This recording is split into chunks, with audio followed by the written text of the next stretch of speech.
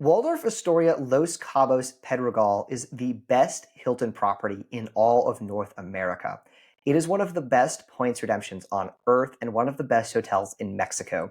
Today, we are going to talk about Waldorf Astoria Cabo hacks, how to stay there for ridiculously cheap and have the best experience possible. My name is Sean, and I'm here with my co host. Hi everyone, I'm Sherwin. Today on the Credit Card BS podcast, all about this property and how to hack it. So, Sean, in just a few sentences, tell our listeners what's so great about this property in particular. Yeah, as I said, it's the best Hilton property in North America. Every room has a private pool. You are on a beautiful stretch of Cabo Beach with gorgeous blue water.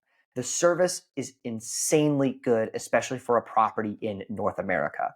The facilities are immaculate, the landscaping, the property also does not come across as like a big box resort.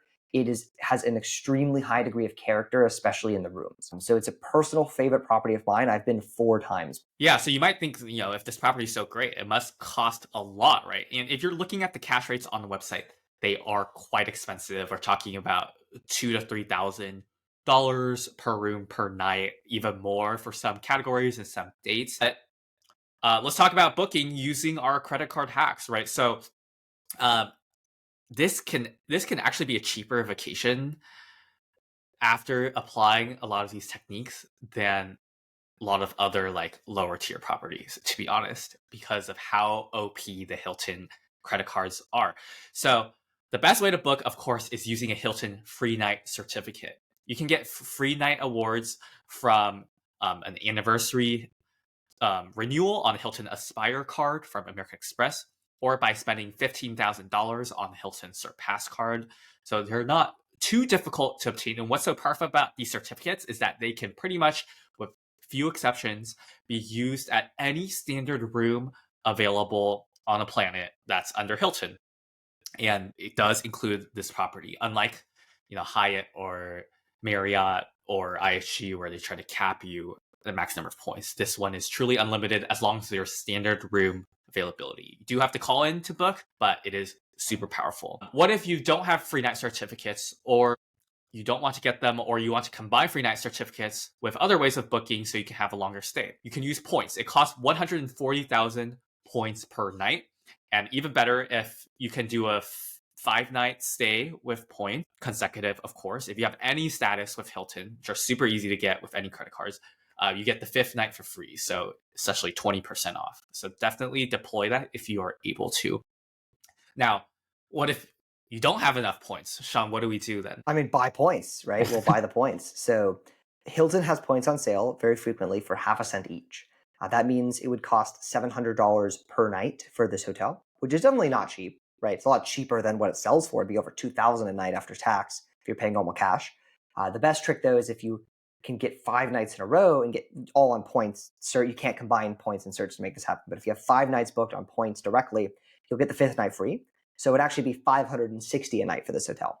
Yes, still a pricey sum, but for the quality of hotel you're getting and compared to literally like anywhere near what the cash rate sells for, it is a very, very good deal, because when you pay on points or certs, right, you're not paying any taxes, you're not paying any resort fees. Whereas if you were paying cash, the taxes in Mexico are very, very high for hotels. So you're actually saving a lot of money. Yeah, I think that's a really good point. A lot of people think like, if I have the points, that's great to redeem it here, but there's no way if I buy the points that would cost me less than just buying the cash rate outright. And surprisingly, you would be wrong. Like, buying points and then using those points to buy a room here is going to be much cheaper than paying the actual cash rate that the hotel offers. So always keep that in mind, and don't just assume that buying points is going to be way too expensive, because for Hilton, when it's on sale, much better deal.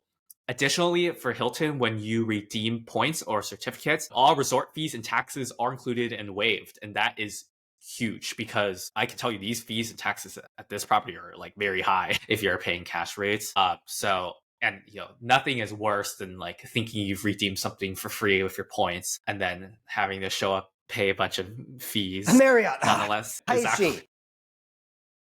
So yeah, really awesome that is included with Hilton. Okay, in terms of like when to book, you do want to try to book early on. Like if you're trying to do something last minute, it probably won't work out because, again, we do need to find standard availability to reasonably book them with points or certificates, and standard availability is going to be limited. However, there is a very interesting pattern of when this inventory opens up. Sean, do you want to talk about this? Yes. So of course, like booking really far out can work, but essentially this property is really weird because what they do is their base rooms are like very, very limited, but they'll like pre-upgrade people like really far in advance. I suspect this is because they want to fill more rooms. And so what they'll do is they'll upgrade people like a one category in advance, which is like a very minor upgrade, but it allows them to sell more standard rooms. So just because you see it as like sold out on points doesn't mean someone has to cancel their stay for it to open up.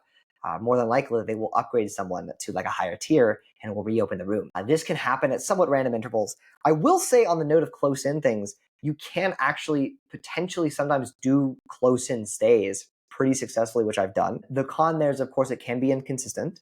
And if you're doing it really close in, like you're talking like, day or two out, the con is that most of the upgrades will be gone. So you will be in a lower tier room, which is a shame. But yes, like the availability does reopen multiple times throughout the year. Especially as you start hitting like certain intervals of like 2 weeks out or less, they really start to get aggressive on the upgrades there because they know people are going to book these rooms on points because it's a very good deal. And for them as the hotel, they can drive up occupancy and make more money by upgrading people. I've spoken with the hotel before, and I think it's like 60% of people at the property are on points. So it's a very, very, very points heavy property.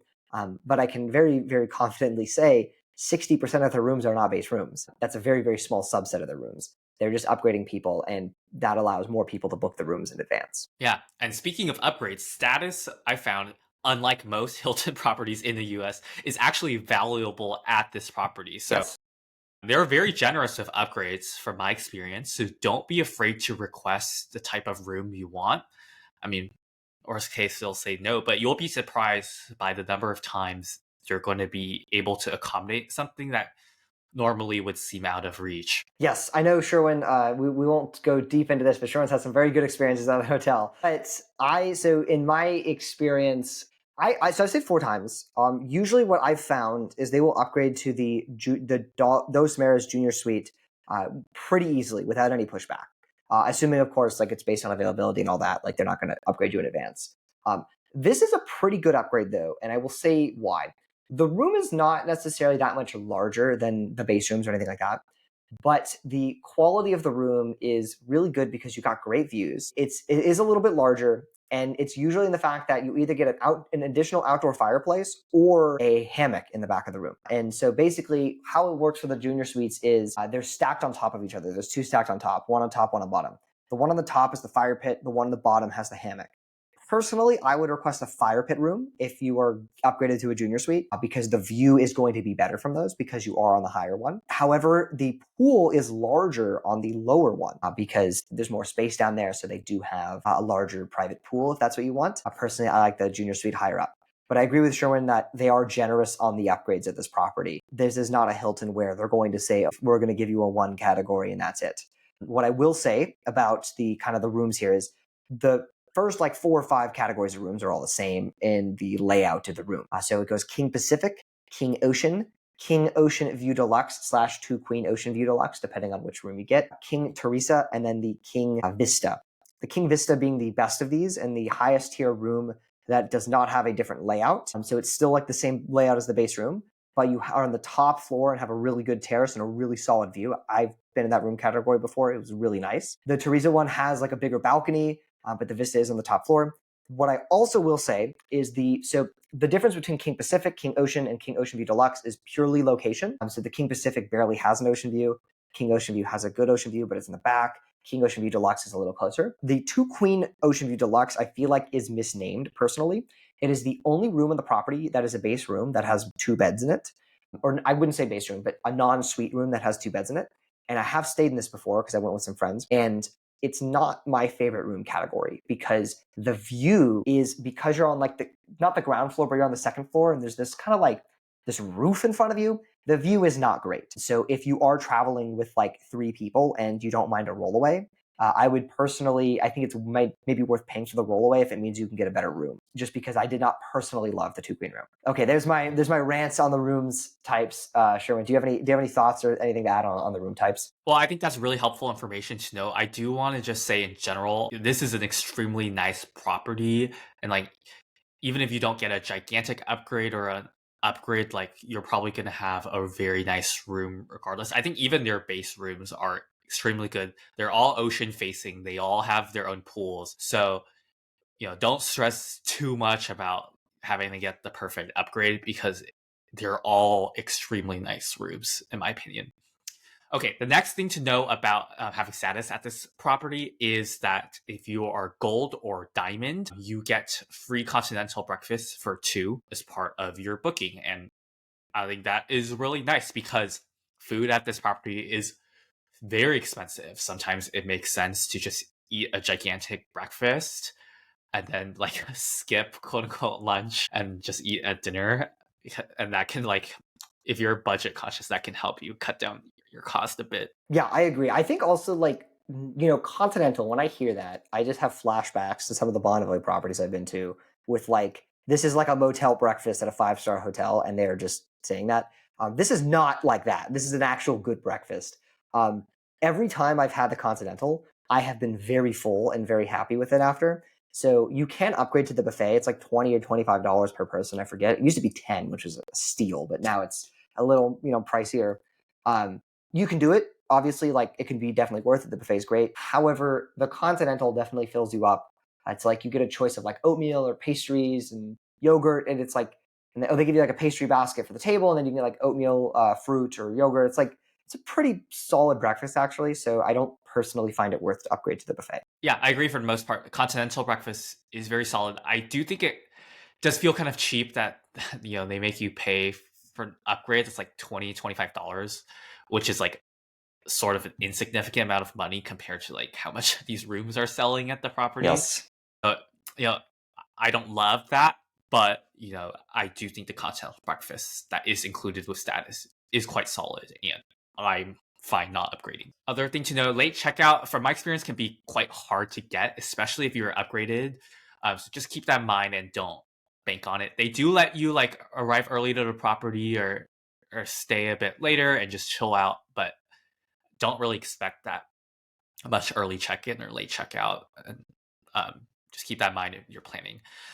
What's great, as we mentioned, Hilton status is so easy to get. Gold comes with like any of the Amex Platinum cards as well as the Surpass business cards from Hilton, and then like diamond status you get just by getting Hilton Aspire card. Like you could have 0 nights of elite status of qualified nights and still get diamond status just by having the card. So highly recommend that you get that if you're going.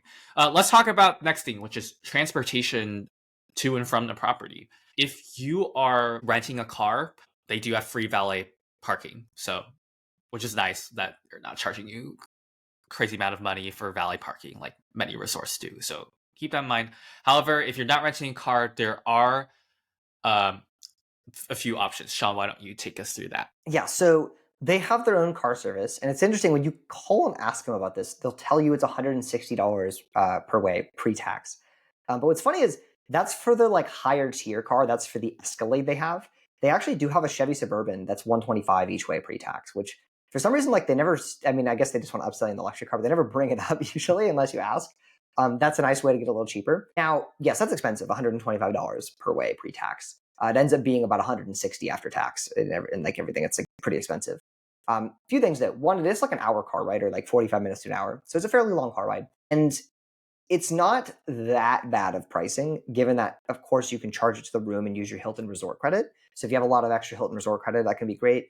And then also there are third-party transportation options, and they could be less expensive for sure. I think it depends on the provider, because there have been times where I've gone through third-party transportation companies. I'm like, oh, it's $110 one way after tax, and I'm like, it's like $50 more, and I get to take the nice Waldorf car and get to use my resort credit and earn a bunch of Hilton points. I'm not saying it's necessarily like super, super, super worth it, but like, the pricing difference isn't that bad. Of course, there can be cheaper transportation options, such as taking an Uber, though. So just do the math on what makes the most sense for you. Yeah. I really encourage you to research the third party transportation options though, to at least consider if they're a good option, because I do think like the transportation from the hotel, though not necessarily horrible value, is quite expensive. And there are other options. So just keep that in mind. Let's talk about food and beverage at this property. So, you can actually walk out of the property and eat at places locally, and I've done it before. It's not too difficult, not super dangerous or anything.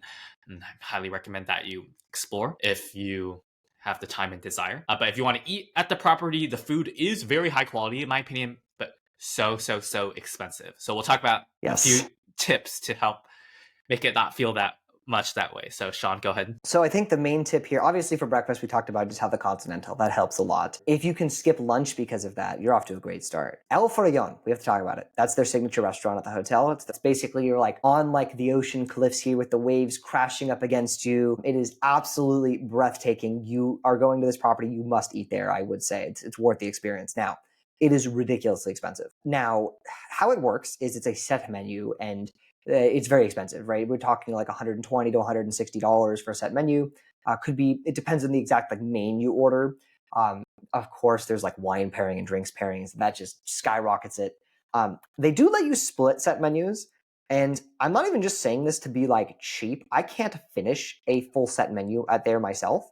I've tried before and it did not go well. I just could not even get close to finishing it. So when I go with my girlfriend, we actually split a set menu.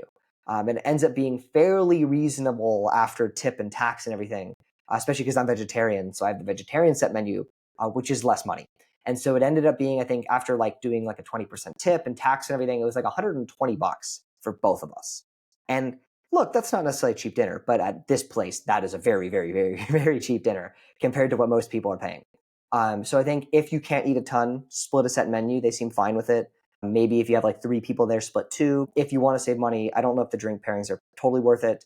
And then I think the main thing is really just get the Hilton resort credits and things like that, because that's really the place where that really helps you enjoy the stay. Just because, as Sherwin said, it is very expensive food. It is, yeah, very, very, very expensive. So having the resort credit does help take some of the blow from the pain of paying that money. Sherwin, do you have any other tips on like saving Yeah, costs I on want the to food? remind everyone, because it's like a touristy place in Mexico, the tax is like 15%, and then like the mandatory gratuity is like 18. So you're paying almost like close to 30% extra on top of the menu price, which is already in the like 90 to 120 range per set. So it's like really expensive. And just keep those like extra percentage charges in mind, because it may not seem as obvious.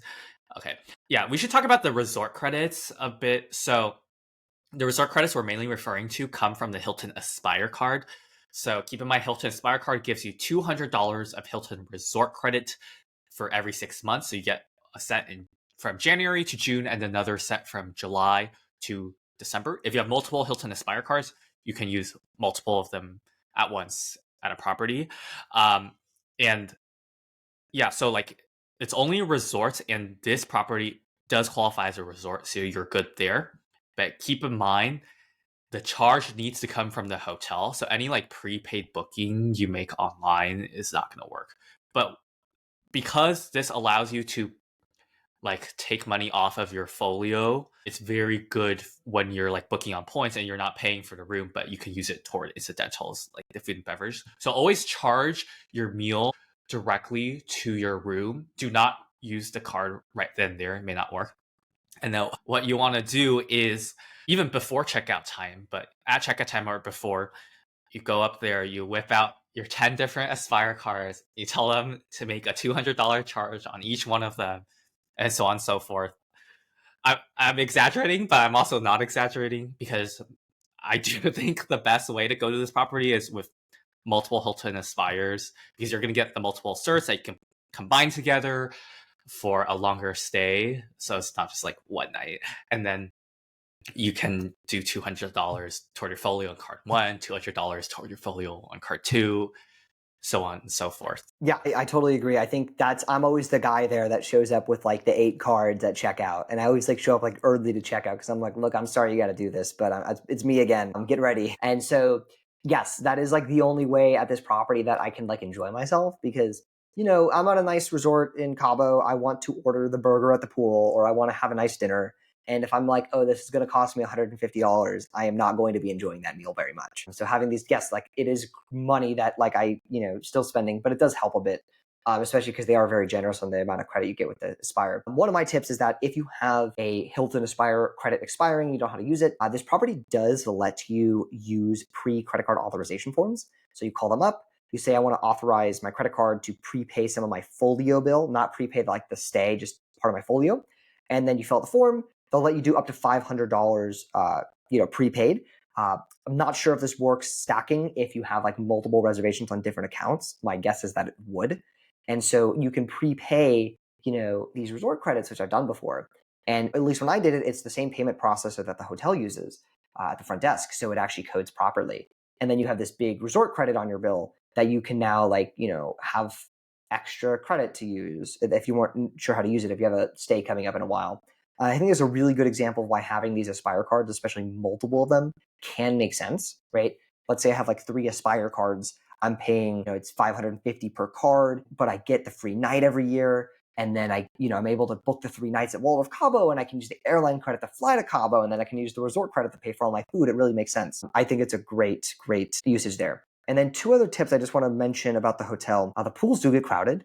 That's the one, I think, slightly disappointing thing I have, is that the pools at this property, it's a true luxury hotel, but they need more pool chairs. They need a bigger pool facility. It gets a bit crowded for my taste. So try to get there early if you can. And then, of course, the beach is not swimmable. This is not unique to Waldorf Cabo. The vast majority of hotels in Cabo do not have swimmable beaches. It is not safe to go in the ocean at any time. It's a beautiful view. Do not swim in the ocean. The pools are great. The hot tub's great. One little super like niche pro tip about the hot tub that no one seems to figure out of the property. The hot tub does have jets, but the button to activate the jets is not near the hot tub. There's like a rock that's like all the way down the pathway of like getting to the hot tub that you have to press, and no one is able to find it. And then every time I turn it on, people are like, oh my God, I've been looking for the past 3 days how to turn on the jets. So now you are a Waldorf Cabo expert and know how to turn on the hot tub jets. It's actually really funny because I have been trying to find that button for a while, and I literally did not learn of its location until just now. So I appreciate you bringing it up. Yeah, unironically, like I've been wondering about that for a while.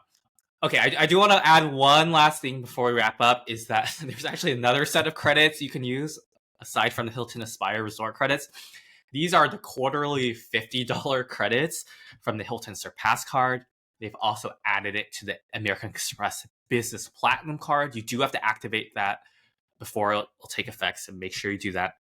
As well as the $60 credit from Hilton Business Card. Now, these do come in quarterly and are annoying, but what people have had some success with, no guarantee it'll still work going forward, but you can sort of bank them by buying Hilton gift cards for these like $50 denominations. There is a bit of a shipping handling cost that will be added to it when they mail it to you, but overall it's still worth it to bank these up, and then you can use these gift cards as if they were credit cards at front desk at checkout. So usually, I think the last time I went to this property, I went to the front desk the day before checkout because I had like 2 Hilton Aspires to use for $200 each, and then I brought like 2 or 3 Amex Business Plat cards, each for like the $50 credit.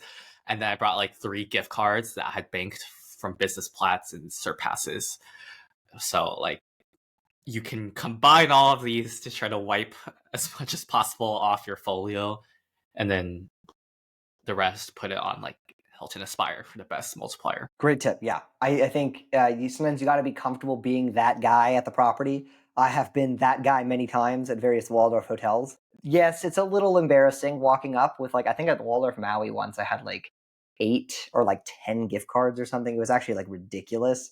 And I was like, I had to tell him multiple times, like, look, I know, I'm sorry, but I got to use these credits because they'll do it. They'll use as many as you have. I've never had a property turn me down on that. Yeah. So they're actually used to it. Yeah, a like lot of people go to this property to use these credits. Like they're used to it. If anything, it's Amex's fault for like cutting up these credits into so many little quarterly or half year pieces. So yeah.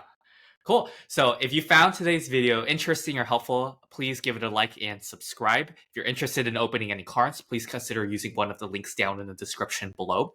It greatly helps support the channel. And Sean, why don't you plug our Discord? So if you want to connect with an elite group of award travelers and credit card enthusiasts entirely for free, check out the Traveling Discord group at the link in the description. You will learn a ton, I promise you. Thank you so much for watching, and we will see you next week.